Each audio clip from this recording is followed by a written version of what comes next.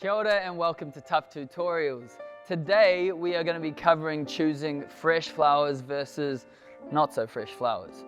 It is a very simple sort of process, but it is probably one of the most important aspects of flowers.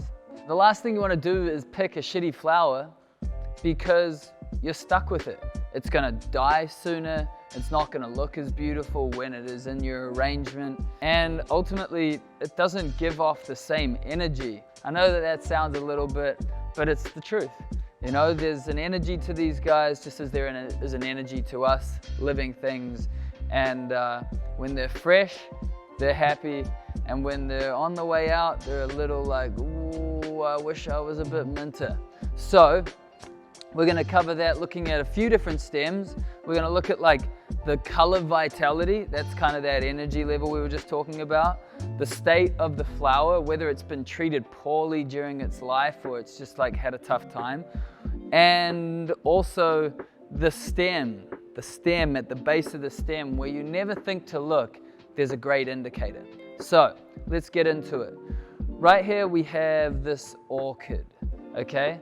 This is the same stem. Obviously, this is a very beautiful composition with regards to the stem, but you might notice, I hope you can see, the difference in the color between this guy and this guy. I can kind of see that just right around the edges here, it's kind of getting a little dried out and a little brown. You can also see that the color is losing its vitality or its like vibrance.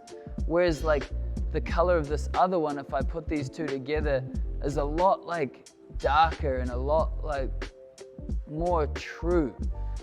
I don't know how else to describe it. I think that it's pretty easy to see when you kind of put them together. Maybe like so.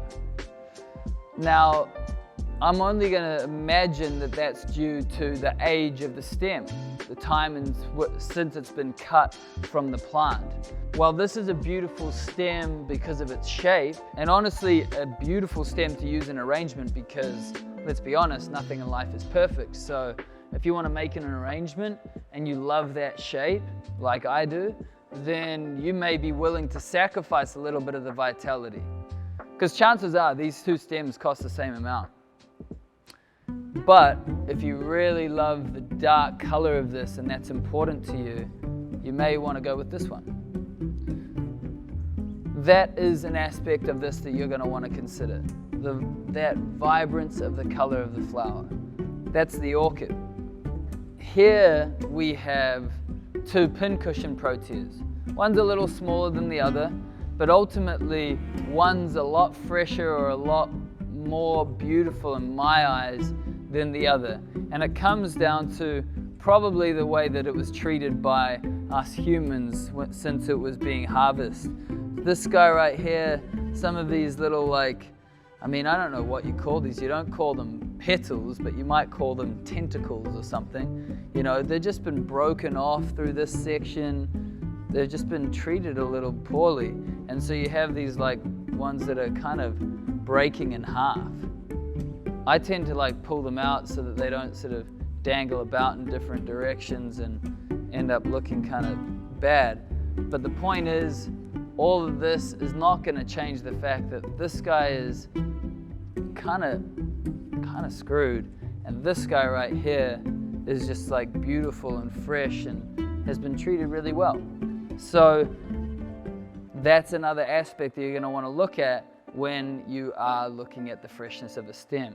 You got your vitality, your vibrance, you got the way that it's been treated and how it's kind of like sort of aged through the moving and the shipping and the traveling. And now one of the most important aspects is going to come down to, you know, the base of the stem. So you can see that the color right down to the cut is that vibrant green. Whereas on this one, you can see that it's browned out at the bottom. These are natural objects, right? These guys are living. And just like us, when we get a cut, we get a scab. When we get a bang, we get a bruise. That's what's happening here. So we can continue to maintain our stems by giving these things cuts and trying to like freshen it up. Now that brown section's gone, if I put it in water, there's a chance that it might get some more strength and some more like life because it's gonna suck a bunch of water up into it. But it's been poorly taken care of up until this point, or it's older.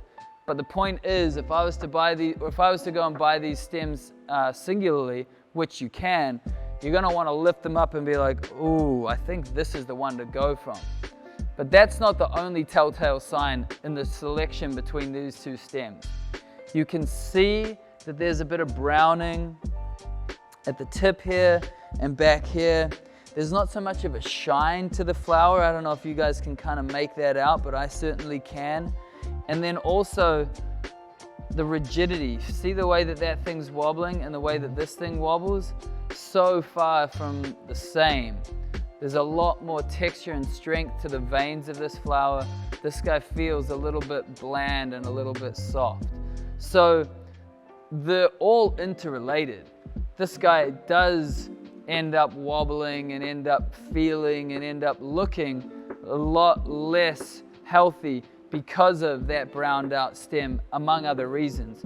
And this guy does end up looking and feeling and being a lot firmer, brighter, stronger because of the stems being cut so well and taken care of, and probably just in general this being a better maintained flower and a fresher flower.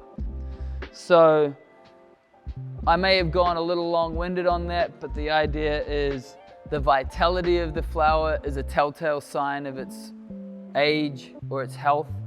The way it's been treated by us through the process of harvest to the sale floor or the supermarket or wherever you're getting it, and then ultimately just its freshness, whether it's been taken care of, whether it's been recut, or whether it's just been sitting in buckets for days. So thanks for tuning in to how to choose a fresh flower, and I look forward to seeing you in on the next one. If you like this, subscribe. There'll be lots more little tricks and tips about how to learn how to make cool stuff. Sweet. See you guys soon. Peace.